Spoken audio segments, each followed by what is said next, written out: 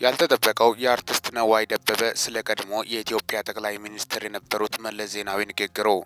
ሰላም ጤና ይስጥልን ውድ የቻናሌ ተከታታዮች ሚኪ ነኝ ከሚኪያስ ኢንፎ። ለዚህ ቁም ነገር አዘል ቻናል አዲስ ከሆናችሁ ሰብስክራይብ በማድረግ ቤተሰብ ይሁኑ። በዚሁ ቻናል በዋናነት የምተላለፉት ወቅታዊና ታማኝ እንዲሁም ሚዛናዊ መረጃዎች ስለሆኑ ሰብስክራይብ ስታደርጉ ደወል ምልክቷን ወይም ኖቲፊኬሽን ቤሏን ክፍት ያድርጉ። ያን ሲያደርጉ ወዲያውኑ የሚለቀቁት መረጃዎች ለእናንተ ይደርሳሉ።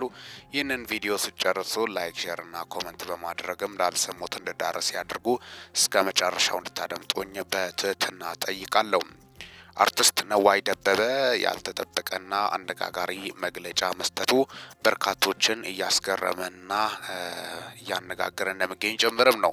ምንድነው ያለው? አርቲስት ነዋይ ደበበ እንግዲህ እንደምታውቀው በኢትዮጵያ ሙዚቃ ኢንዱስትሪ ውስጥ ከፍተኛ ተጽዕኖ እንግዲህ አስተዋጽኦ ከሚያበረክቱት አልፎም ደግሞ አሁንም ማበርከቱን የቀጠለው ነዋይ ደበበ ስለ ቀድሞ የኢትዮጵያ ጠቅላይ ሚኒስትር መለስ ዜናዊ ያልተጠበቀ መግለጫ መስጠቱም ነው። እሳቸው እንግዲህ በአሁኑ ሰዓት በህይወት የሉም፣ አርፈዋሉ።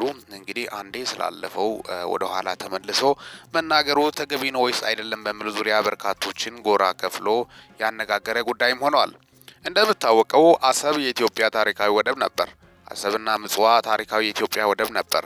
ታዲያስ በአባቶቻችን ስህተት የተባለውን በዋናነት የቀድሞ የኢትዮጵያ ጠቅላይ ሚኒስትር መለስ ዜናዊ ያለ ፓርላማ ንግግርና ምክክር በራሳቸው ውሳኔ ብቻ ለወዲህ አፈወርቂ ወይም በሰዓቱ ለኢሳያስ አፈወርቂ አሳልፈው መስጠታቸው በርካቶችን ያሳዘነ ክስተት ሆኗል። በዛ ሰዓት ወጥቶ የተቃወመና ሀሳብ ያነሳ ኢትዮጵያዊም አልነበረም። ዝምታን ነበር የመረጠው። በርካታ የአርቱ ሰዎችም የሆኑ ይጠፍቷቸው አልነበረም። ታዲያስ ነዋይ ደበበ ተወዳጅና አንጋፋ ዘፋኝ ነው። ታዲያ አሰብና ምጽዋ ወደብ ተላልፎ ሲሰጥ አያውቅም ወይ? ያኔ ገና ለጋ እድሜ ላይ ነው ወይስ ወጣት ነበር? ነዋይ ደበበ እድሜ ጠገብ ዘፋኝ ነው ወይም ድምፃዊ ነው። ነዋይ ደበበ ያኔ ለምንድን ነው ያላወገዘው? በዘፈን ውስጥ በድምፅ ውስጥ ለምን አላወገዘም? ታዲያ የኋላ ኋላ የቀድሞ የኢትዮጵያ ጠቅላይ ሚኒስትር መለስ ዜናዊ ህልፈታቸውን ተከትሎ ዘፈን ለሳቸው ዘፍኖ ነበር።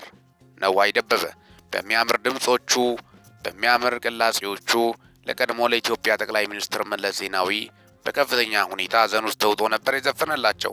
ቀብር ስነ ስርዓታቸውም ላይ በመገኘትም ሀዘኑን ገልጾ ነበር። ዛሬ የተሰማው ግን የነዋይ ደበበ መግለጫ በርካቶችን ያነጋገረ ሆኗል።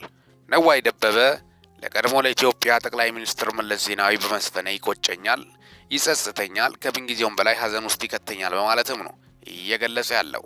ታዲያስ እንዴት ሊገልጽ ቻለ? ከምን የተነሳ ነው በሚል ሰሞኑን እንግዲህ በኢትዮጵያ ጠቅላይ ሚኒስትር አብይ አህመድ አማካኝነት የአሰብ ወደብ ጥያቄ እንቅስቃሴን በማስመልከትም ያን ተከትሎ ነበር።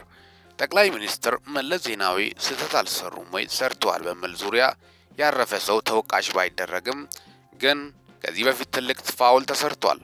ኢትዮጵያን የመመራ መሪ እንደ ሀገር መሪ የኢትዮጵያ ዳር ድንበር በተለይ ኢትዮጵያ የደከመችበት አሰብና ምጽዋን ወደብ አሳልፈው እንዴት ሰጡ የሚል ሀሳብ ሊያስነሳ ይችላል። እውነተኛ የአገር ፍቅር ቢኖራቸው ኖሮ በዚህ ደረጃ ወደቦችን አሳልፎ ይሰጡ ነበር ወይ? ኢትዮጵያ ወደብ አልባ ሀገር ሆና ተከባ መተንፈሻ አታ ለረጅም ዓመታት ስትሰቃይ ነበር። የኢትዮጵያ ጠቅላይ ሚኒስትር አብይ አህመድም ይህን ነገር በመመልከት ጥያቄ አድርጎ ነው ያነሱት። ምክንያቱም ትውልዱ ወደብ ማግኘት አለበት። ወደብ በከፍተኛ ሁኔታ ለኢትዮጵያ ያስፈልጋል። ከምን ጊዜውም በላይ ለኢትዮጵያ የሚያስፈልገው ወደብ እንደሆነም ነው ጠቅላይ ሚኒስትሩ የገለጹት። በብዙ ቢሊዮኖች ብሮች ወጪ የሚደረገው በተለይ ለወደብ ክራይ ነው።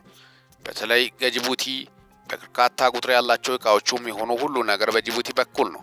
ታዲያ የኢትዮጵያ ጠቅላይ ሚኒስትር አብይ አህመድ በጣም በሚደንቅና በሚገርም ሁኔታ ወደብ ጥያቄ ማንሳታቸው በርካታ ቁጥር ያላቸው ኢትዮጵያንን ከዳር እስከ ዳር ያነጋገረ ጉዳይ ሆኗል። ወደብን በሶማሌላንድ በኩል ተሞክሯል። ኤርትራ በማያገባትም ጣልቃ ለመግባት ሞክራ ነበር። አልፋም ወስዳ የሶማሊያ ወታደሮችን ስታሰለጥን ነበር። ለዚህ ሁላ ተጠያቂ ኢሳያስ አፈወርቂ እንደሆነ ይነገራል። ኢሳያስ አፈወርቂ የራሳቸውን ስልጣን እንጂ የህዝቡን ሀሳብ የህዝቡን ጭንቀት አይጋሩም። ከዛም የተነሳ በርካታ ቁጥር ያላቸው ኤርትራውያኖች የተለያዩ ዓለም ክፍል ይሰደዳሉ። የኢሳያስ ደጋፊና የኢሳያስ ተቃዋሚ ተብሎ ለሁለት ተከፋፍሎም ሲጣሉም ይስተዋላል። ታዲያ እስከ መቼ ይቀጥላል? ኤርትራም ያነ መሰለ ሀገር ላይ ሆና በድህነት ትቀጥላለች። ዓለምን መመገብ የምትችል አገር ነበረች። የተባረከችና የመልክዓ ምድር አቀማመጡ ቦታው ባህር በጣም የሚያዋስናት አገር ነች። ምንም ችግር አይገጥማትም ነበር። ኤርትራ ግን ይህን ሁላ አልተጠቀመችም። ሀብቱንም እንዳልተጠቀመችም የአደባባይ መረጃዎች ናቸው። ኢትዮጵያም ተሰቃየች፣ ኤርትራም እንደዛው። ለዚህ ሁላ ዋነኛው ተጠያቂ ኢሳያስ አፈወርቂ ነው በማለትም በርካቶቹ ሀሳባቸውን ሲገልጹም ተስተውሏል። ሌሎች ደግሞ ኢሳያስ አፈወርቂ ለኤርትራ ሉዓላዊነት ወሳኝ ሚና ተጫውቷል፣ ኤርትራ ሀገር እንድትሆን ዋነኛ ምክንያት ሆኗል። ስለዚህ ኢሳያስ አፈወርቂ ለኤርትራ ከማንም በላይ ነው የሚያስበው። የምዕራባውያንን ዓላማ አላሳካም፣ አላስፈጽምም፣ ሀገሬን ለማንም አላንበረክክም፣ የሀገሬን ሀብትም ይሁን ማንኛውንም ነገር ለሌላው ዓለም አሳልፌ አልሰጥም የሚል እንደሆነም በርካቶች ደግሞ እንደ ጀግናም ሲያዩትም ተስተውሏል። ኤርትራ ኢትዮጵያን ወደብ አልባ አድርጋ ኢትዮጵያ ጉዳይ ላይም ጣልቃ መግባቷን ቀጥላለች በማለትም በተደጋጋሚ ክስ ሲሰነዘርባት ነበር። የ2010 ኢትዮጵያ አቆጣጠር የሰላም ስምምነቱ መጥቶ ኢሳያስ አፈወርቂም ብዙም ወጥቶ ማይተነፈሱት እስከ ሐዋሳ፣ አዲስ አበባ የተለያዩ የኢትዮጵያን ክፍሎች ወጥቶ በመተንፈስ በመዘዋወር ደስታቸውን ሲገልጹ ነበር። ታዲያ ያ አልሆነም፣ አልቀጠለም። ኋላም የሰሜኑ ጦርነት ነበር። በአንድነትና በህብረት ነበር ከኢትዮጵያ መንግስት ጎን የቆሙት። ኋላ ግን በመካከላቸው ያለው ልዩነት እየሰፋ በመምጣቱ ኢሳያስ አፈወርቂ በኢትዮጵያና በአስመራና በአዲስ አበባ መካከል ያለው ኩርፊያ ተካረረ። ኩርፊያው ከተካረረ በኋላ ነው በይፋ በሶማሌላንድ ላይ ኤርትራ ኢትዮጵያ ላይ መግለጫ የሰጠችው። ይህ ውዝግብ ሰጥ አገባ እየቀጠለ አሁን ደግሞ የኢትዮጵያ መንግስት ባልተጠበቀ ጊዜና ሰዓት ታሪካዊ የኔ ወደብ አሰብ እያለ የምን ሌላ ወደብ ነው በማለትም መጠየቅ ጀመረ። ምክንያቱም ትላንትናም ህጋዊ ባክግራውንድ የለውም። በዚህ ዙሪያ ነው አሳልፎ የሰጡት መለስ ዜናዊ ናቸው። በዚህ ዙሪያ ነው እንግዲህ አርቲስት ነዋይ ደበበም ለመለስ ዜናዊ መዝፈኔ ይቆጨኛል በማለትም ሀሳቡን የገለጸው። መለስ ዜናዊ በዚህ ደረጃ እንዴት ወደብን የኢትዮጵያን አሳልፎ ይሰጣል በማለትም ነው። ነዋይ ደበበ ታዲያ ትላንትና ይህ ነገር ጠፍቶት ይሆን የዘፈነው? ከጊዜው ጋር አብሮ ለመሄድ ወይስ? በርካቶችን ያነጋገረ ጉዳይ ሆኗል። ነዋይ ደበበን በርካታ ቁጥር ያላቸው ኢትዮጵያኖች ይወዱታል። ትላንትና ግን በመለስ ዜናዊም እንደዚሁ ነዋይ ደበበ ላይ ለመፍረድ አዳጋች ሊሆን ይችላል። በፖለቲካው ላይ ሰፋ ያለ እውቀት ላይኖረው ይችላል። ቦታም ጊዜም ስለማይሰጥ እሱ አብዛኛውን ጊዜ በሌላ መስክ ላይ ነው። በሙዚቃ ስራውና በፍቅር ዘፈኖቹ የምታወቀው ብዙም በፖለቲካና በተለይ በቅስቀሳ ጦርነት ነገሮች ላይ አይታወቅም። የኋላ ጎንደር በሚለው ዘፈኑ ግን በርካቶችን አይን ውስጥ የገባ ክስተት ሆኗል። ነዋይ ደበበ አሁን የሰጠው መግለጫ ምናልባት ትላንትና በስህተት ያለፈበት ሊሆንም እንደሚችልም በርካቶቹ ተኩሙታል። ምክንያቱም በሰዓቱ የትላንትና ጠቅላይ ሚኒስትር መለስ ዜናዊ ሲያርፉ በርካታ ቁጥር ያላቸው ኢትዮጵያኖች ዘር፣ ብሔር፣ ሃይማኖት፣ ቀለም ሳይሉ ደረታቸውን እየደቁ ነበር ሲያለቅሱ የነበሩት። ታዲያስ ዛሬ ነዋይ ደበበ ንግግር ምናልባት እውነት ሊሆን እንደሚችልም ነው።